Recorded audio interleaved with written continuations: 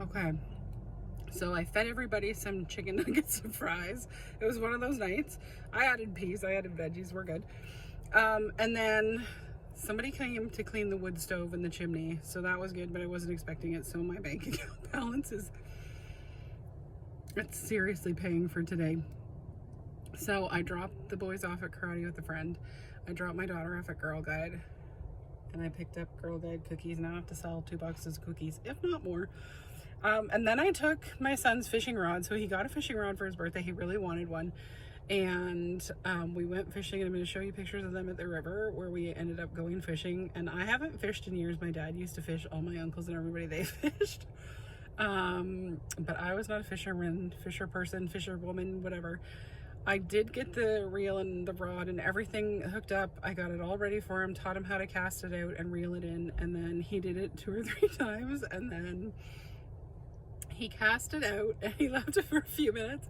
And he wanted to reel it in. He's like, should I reel it in? And I was like, well, you can sit on the dock all day if you want and leave it, or you can reel it in. It's up to you. You figure out how you want to fish, right?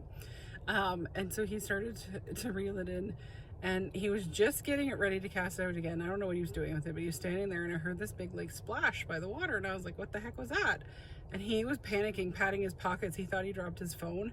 It was the reel. The whole reel fell off the rod. Now, I have never in my life, I know they come apart, but I've never in my life seen one fall off into the river. And so he was just standing there holding the fishing line. He's like, should I just reel this in like this? And I was like, there's probably like 1,000 feet of fishing line on there. I'm like, we are not standing on the dock while you reel that in. It was a Walmart fishing rod. It's not like it was really super duper great. It was just for him to go out and try it out and have fun. And then if he liked it, of course, he could go get a better one some other time. So I just returned the fishing rod, and we'll see if he wants to go back for another one and pick one out himself, or if he wants to give up on fishing until next year.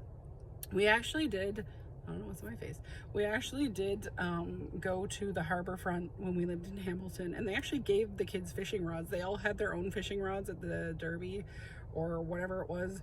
There's something going on that we went to down there, and it's usually fishing derbies, and they gave the kids rods, and they actually had a really good time fishing. I'll pop up some pictures of that too, because I think I still have them on this phone. It was super cute. They had such cute little rods. They really enjoyed using them, and they worked really well because they used them all day when we were down there. And they didn't break. They didn't fall into the harbor front, but I'll put up some pictures of them. But they got left in the shed when we moved. Of course, everything got left in the shed when we moved, so they don't have them. So he doesn't have the old rod. I got my dad a rod that was left in the shed. It was a really good one. So we have no fishing rods, but we'll see. We may get back into fishing, but thankfully the fishing season ends October 1st, and it's getting close. So I'm not quite sure I'm ready to take on fishing right now.